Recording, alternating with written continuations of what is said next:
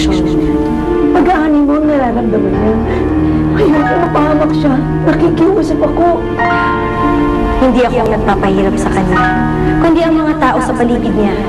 Kailangan ito pagdaanan ni Griselda para matutunan niyang magpakumbaba at magmahal. Ibalik mo na lamang sa akin dito ang ano ko. Parang nakuha mo na. Matilda, habang natututo si Griselda sa kabilang mundo, kusa niyang matututunan ang daan pabalik dito sa Fantasia. Igigiya siya ng kanyang puso. Sa ngayon, ang maipapangako ko lamang sa inyo ay ang kanyang kaligtasan.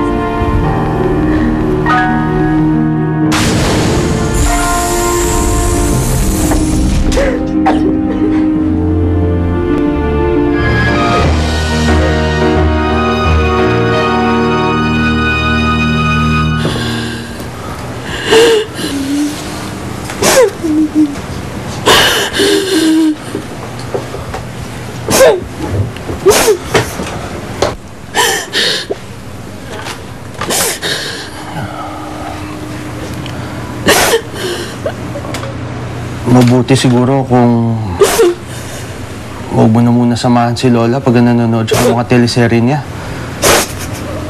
Masyado ka na atang nahawa dun sa drama eh. Sorry na talaga. Sorry. Kumbaga sa pananalita mo, patawad. Bakit ka ganyan? Ano na naman ako? Wala bang halaga sa iyo ang halik? Hindi mo ba alam na ang halik ay tanda ng tunay na pag-ibig? Sana'y makarating ka sa amin upang maintindihan mo ako. Hindi basta-basta binibigay ng isang babae ang kanyang halik. Sa kahit sino. Kapag humalik siya, yun ay tunay ng pag-ibig. Alam mo, ikaw, iba ka talaga. Mabuti ka pa nga't natagpuan mo na ngayong tunay na pag-ibig. Hindi mo ba alam na yun ang hinahanap ko? Ang aking Prince Charming. Ang aking tunay na pag-ibig. Dahil yun lamang ang susi para makarating ako sa amin.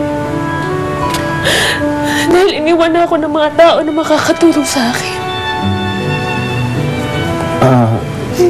Griselda, ano, kahit na gusto kong intindihin yung sinasabi mo, minsan talaga hindi ko lang siya masakyan eh.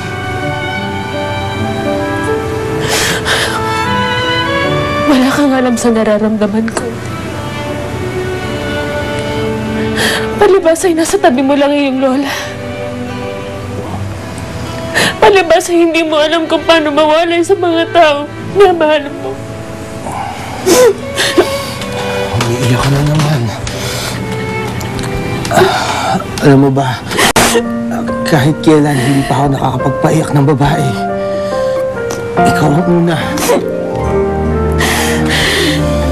Tana.